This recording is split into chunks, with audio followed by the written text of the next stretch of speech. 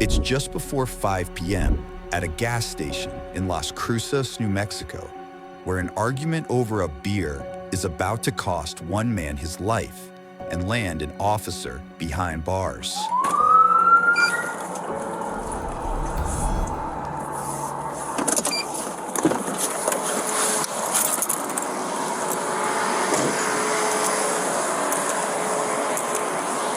What's going on, man? I was messing with my door. What's up? I was messing with my door window. Okay, what's the deal with the people inside? Nothing. So I walked into the store. Uh-huh. With a beer in my hand. With a beer in your hand? Yeah.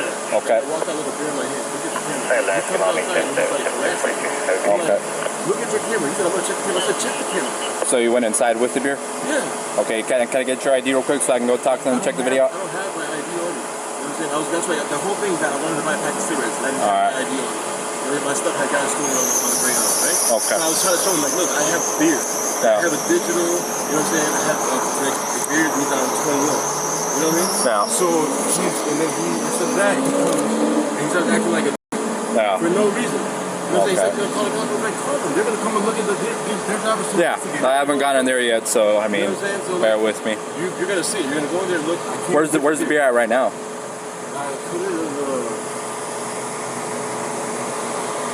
Honestly, I don't even know. I was pissed off. I was walking What's your name, man? Pete? Yeah. What's your last name, Pete? Eze. Huh? E-Z-E-R? Police later identify the man seen here as 36-year-old Presley Eze, who allegedly tries to identify himself by a different name. You said that's your ID? Out of Texas or what? I can't hear you, man. Okay.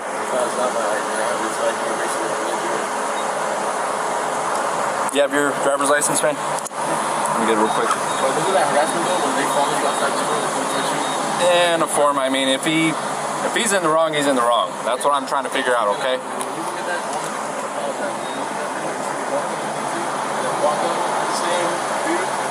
What was the beer anyways?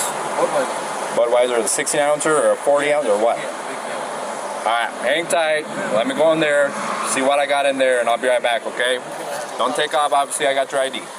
Simple as that. I'll be back. What's up? I'll see if he wants to. I can't make him, you know that. But let me go talk to them, alright? Did he come in with that or not? Because he's claiming he did. Did he come in with it or not? Okay, give me 1 second. Hey, so who did you hand the beer off to when you came outside? Him? Because they said you passed off the beer when you came outside. Oh yeah. I don't even want it. I apologize.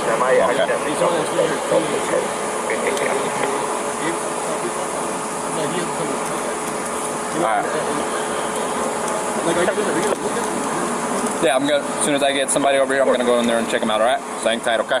The officer, identified as 39-year-old Brad Lunsford, heads back to his patrol car to check the man's information. When police said nothing came back on that name the passenger provided. What's up? Is it possible I can go buy cigarettes? Just hang tight. Let me talk to them and get things figured out, okay? Where do you have an ID out of, Pete? Out of where? I can't hear you. Connecticut?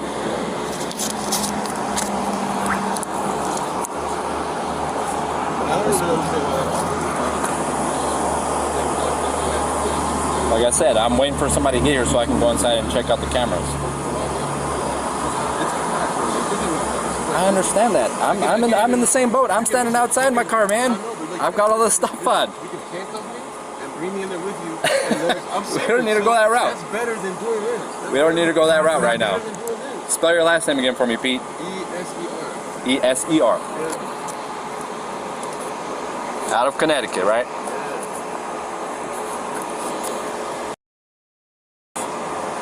What year? Alright.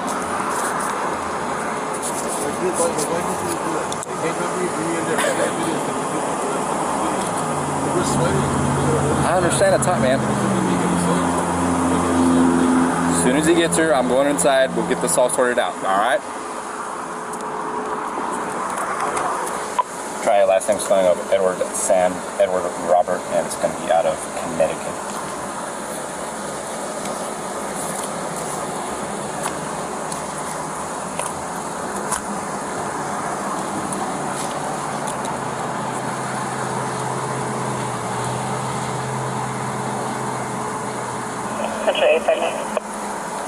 What? Yeah, it's still showing the record on file out of Connecticut with the Edward Robert. Officer Lunsford runs the information again with the same result and waits for backup to arrive before confronting the suspect. Stop the 31 front passenger. He's not coming back on file.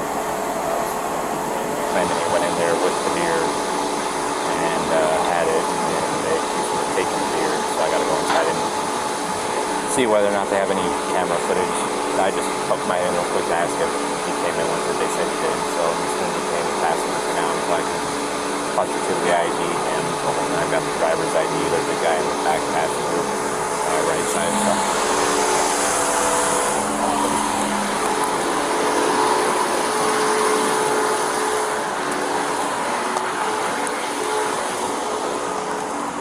Alright, Pete, do me a favor, go and step out.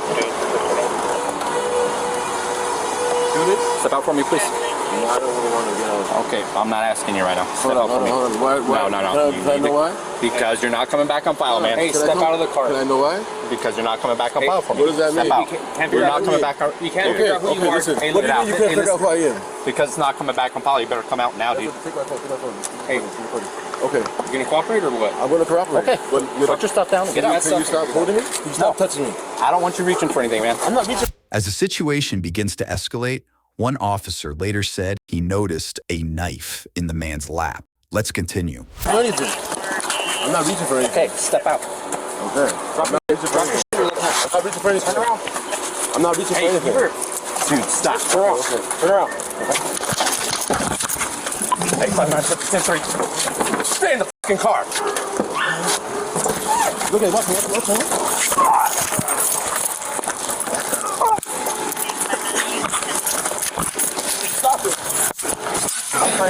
As the three struggle on the ground, a gas station employee captures the altercation on his cell phone.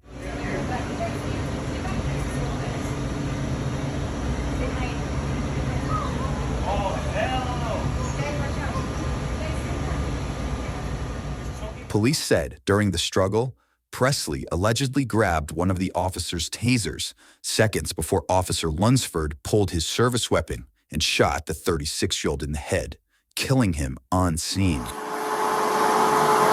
your hands up!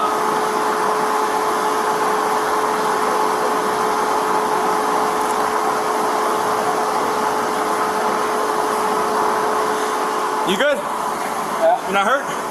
No. All right. Get that with your hands up! Open the door from the outside! Got one right behind you. All right. We're going to be facing northbound on the gas station, northbound. Central Stage Fire 55, University, and El Paso. Walk towards me, over here. Open here, keep going. Stop, turn around. I'm not sure, where's the third guy at? Back right passenger. Back right. No, we have. Is that my head bleeding or what? No. Huh? You got it. Just my head. You good? I'm good, yeah. You get hit? No. I thought I got shot, so I didn't. As long as you're okay. Let me get photos of you. Officer Lunsford checks on the other officer moments after the shooting before even more backup arrives. Once okay? Fired, yeah? Brad, you okay? Yeah, I can't hear you really. Okay, are you good? Yeah. Can you hear me? A little bit, yeah. Did you shoot? Yeah. We can start setting up Okay. interviews. All right, man. Let's go ahead and go over to my unit. How many shots were fired, bro? Just one? Anybody outstanding? No, we've got the two that were inside the vehicle. We got passenger out to detain him because he wasn't coming back on file for the shoplifting. Okay, you don't need to tell me anything, man. You don't need to tell me anything. Just Let's go to my unit. I'll stand by with you. Nobody else shot that you know of? No. Okay. That's my unit right there, man. You can stand by, you can sit down or whatever.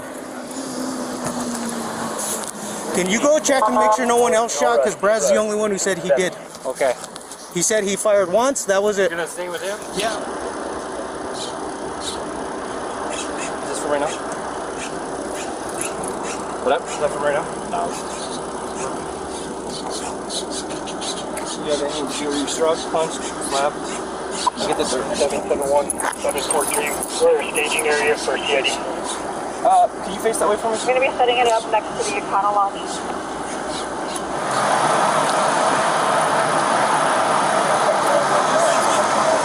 Yeah, we got it. It's over there. Just so you know, I thought about it outside. No. Don't make any calls. That's yours. It's your union advice.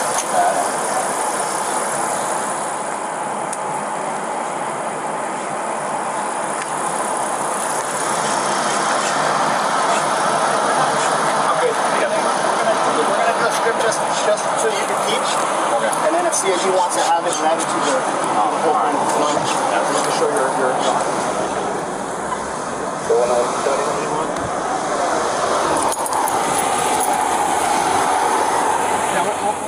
Next, investigators head inside to speak with witnesses. Go ahead. Did you guys see what happened? I saw everything. You saw everything? Did you see anything? I didn't hear. I just saw the guy on the floor, like on top of the cop. After that, I heard a gunshot. So, were you a little bit more composed and you were able to tell me what you saw? Yes, I was watching the officer. I don't know who the officer, who was the one in that unit, the first one behind the subject's car. Okay. And I was watching him, and I told him, I looked at my coworker, and I said, he's backing up, something's going on, something spooked him. And that's why we have the people in the back. And so another unit showed up right behind that unit, and they were approaching the subject. The subject started fighting with the two officers. The male subject, the black subject, took him down, just wrestling, and I don't know if he was trying to go for the other officer's gun or he had him in a chokehold. The initial officer? Yes. So the subject was on top of the officer? Yes. And the other officer, I don't know if he was trying to go for the other officer's gun that he had in a chokehold or what, but the other officer pulled out his gun and he just shot him, and I was like, and that's what I saw. The officer and behind him? Yeah. So there was the officer on the ground, and then I think it was the bald-headed subject officer on the ground that was getting wrestled, and the other officer was trying to help him. If you can kind of just give us as much you saw, detail as much as you saw what's going on. I was actually the one who called because he came in, tried to buy a pack of cigarettes. I told him I needed to see an ID. He didn't have one. He walked out. I thought that was the end of it. I saw him walk up to the car. He called another guy. The other guy came in. Same thing. I was like, sorry, I can't do it. It's a second-hand purchase. Right. No issues. He walked out. A while after, another guy comes in. I saw him go around the Ramada, and then eventually he came out this way. Same thing. Told him, can't. Second-hand purchase. And then after a while, I just see both of them walk by. So I was like, okay, that's better for me. I don't get in trouble. No sale. And then I completely gave out on that. See, the first suspect coming back again. He goes back to the beer, but I know he doesn't have an ID. So I see him walk out. He casually walks out with a Budweiser. I go and I ask him, hey, you need to come back and pay for this. And then he tells me, well, suck on this and pay for it. I'm like, okay, you know what, whatever. I walked out, came in here. My boss was still here. She's like, no, just call the cops. Then the cops showed up. And then I just went on about it, dealing with the customers. And all of a sudden, she comes in, she starts having issues to like pay. Yeah. And then all of a sudden I hear a gunshot. That's when my phone was like, oh, he got shot in the head. I went into panic mode for them. I made sure I got them to the back. After that, I just completely freaked out. And you asked him to come back in, but what did he tell you? To suck it and pay for it. The subject on the passenger side to take him out, and he was fighting with them. And we found out they were wrestling him down. They wrestled him down, or something happened with one of the cops. I know he's bald, and it looked like he had him in a chokehold, had the officer in a chokehold. And the officer pulled out his service weapon and shot him because because I think he was trying to pull that officer's gun, or the officer was already losing conscious. Like he was probably already going down. And the officer had no choice. He used deadly force and shot. Back outside, detectives get a chance to speak with the driver. You want to talk to me? Tell me what happened, Mark? I got to hear your side of the story of it, huh? Okay?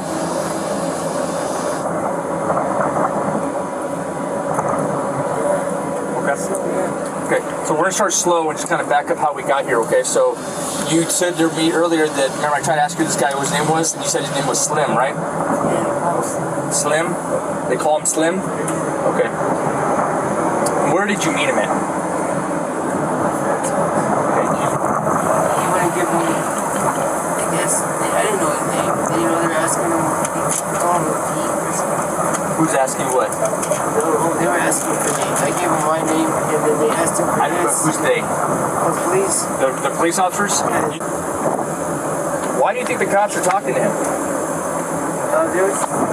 Because I guess he had an altercation. I didn't even realize that he had an altercation with the clerk about something about beer. Something about beer with the clerk inside?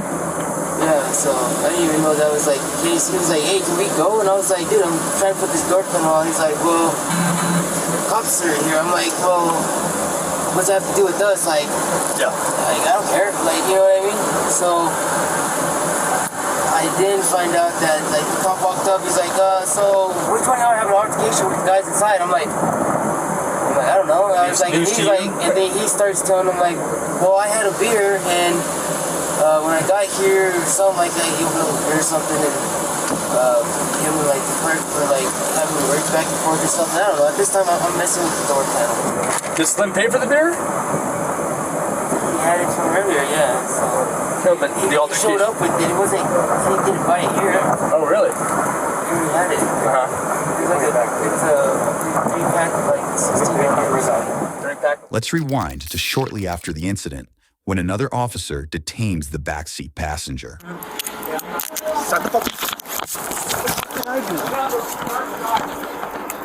did I do? Stop! Are you gonna be stupid? I'm not stupid. What are you talking about? Hey, what I got? I didn't do nothing. Van Valley.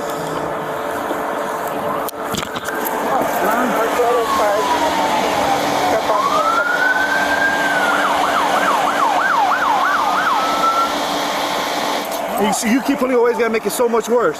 Now I'll put you on the floor, you keep acting up. I don't know whose unit this is. I don't got the keys for it. Hey bro, no, you're good, you're good. Huh? Where is this unit is? I'm not sure who it is. Because mine's unit's all down the street. Good man? He's just acting up stupid. Yeah, mine's all the way in the street, dude. Or, no, I'll take him in the street, dude.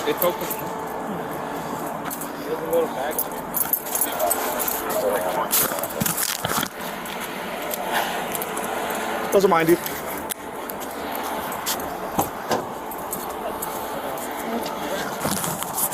What are you on? What am I on? Yeah. Are you on those pills that are in your bag? No, man. Why were you acting stupid? Your friend just got shot, and you're acting the way you were acting. No, honestly. Okay, so you come out with your hands down and not being cooperative. They were up. My hands were up. I swear, my hands were up, man. Later that night, another potential witness approaches police.